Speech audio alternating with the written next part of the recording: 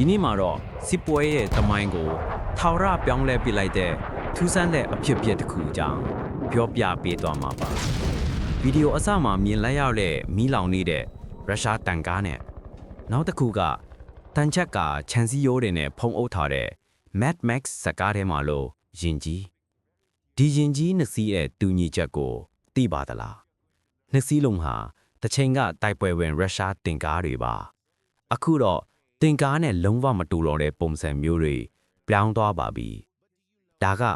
ယူကရိန်းမှာထိနေတဲ့ကြောက်မရလက်တွေ့အခြေအနေကိုပြသနေတာပါရုရှားဟာဒီစစ်ပွဲမှာတင်ကား4000ကျော်ဆုံးရှုံးပြီးပါပြီဒီတင်ကားတွေကိုဘယ်အရာတွေကအဓိကဖြစ်စီနေတဲ့ထင်ပါသလဲခင်မီဒုံးကြီးတွေအမြောက်များတွေမဟုတ်ပါဘူးဒရုန်းတွေပါဒေါ်လာ2တန်းတန်တင်ကားတွေကိုဒေါ်လာ900တန်ဒရုန်းတွေကဖြစ်စီပစ်နေတာပါဒီ NDA ကိုကာကွယ်ဖို့ရုရှားဟာတင်ကားတွေပေါ်မှာဒန်လောင်အင်ဒိုတင်ဒန်ဂျက်ကားတွေအဖုထက်စူးကြိုးတွေရစ်ပြီးအမျိုးမျိုးစူးစမ်းခဲ့ပေမဲ့အရှာမရောက်ခဲ့ပါဘူးအခုတော့ရုရှားဟာတင်ကားရဲ့အဓိကလက်နက်ဖြစ်တဲ့ကန်ဒန်ကိုတော့ဖြုတ်ပစ်တဲ့ဆုံးဖြတ်ချက်ကိုချလိုက်ပါပြီတိုက်ပွဲဝင်တင်ကားတစ်စီးကအမြကိုဖယ်လာရင်ဘာမှလုပ်လို့မရတော့ပါဘူးမဟုတ်လားဒီလိုလုပ်ရတဲ့အကြောင်းပြချက်ကိုနားလည်သွားပြီဆိုရင်စစ်ပွဲဟာထာဝရပြောင်းလဲသွားပြီဆိုတာသင်သိလာပါလိမ့်မယ်ရုရှားမှာတပ်ဖွဲ့တွေတည်ယူပို့ဆောင်တဲ့ BMP လိုယာဉ်တွေထောင်ပေါင်းများစွာရှိပါတယ်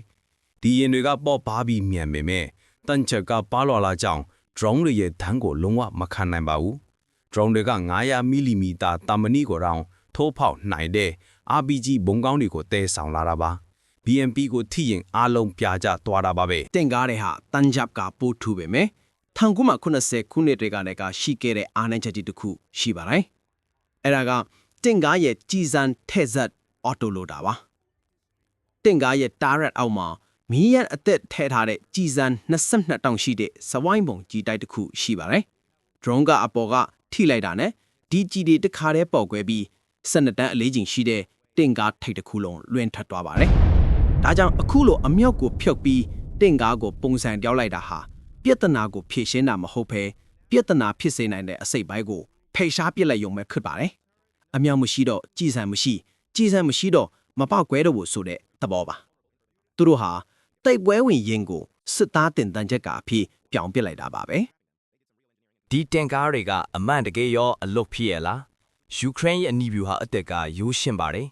တင်ကားရဲ့ထူးထဲတဲ့တန်ချက်ကာကိုမပစ်တော့ပဲ tracks တွေကိုသာပစ်ထည့်ပါတယ် tracks တွေရက်သွားတာနဲ့ငြိမ်နေတဲ့တင်ကားဟာပြစ်မှတ်တစ်ခုဖြစ်သွားပါပြီ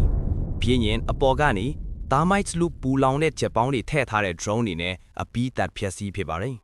thermite က2900 degree Celsius မှာလောင်ကျွမ်းပြီးတမနီကိုအရေးပြောသွားစေပါတယ်ဒီတင်ကားတွေဟာအခုဆိုယူကရိန်းအရှေ့ပိုင်းက Pokrovsk မြို့မှာအလုံးအရင်းနဲ့စုနေပါပြီဒီကနေ့တော့ဒီလောက်ပါပဲတင့်ရဲ့အမင်းတွေကိုလည်း comment မှာရေးသွားပေးပါအောင်နောက်ထပ်ဗီဒီယိုတွေအတွက် like and follow လေးလုပ်ချင်ဖြင့်ကူညီပါအောင်ခင်ဗျာအားလုံးပဲကျေးဇူးပါ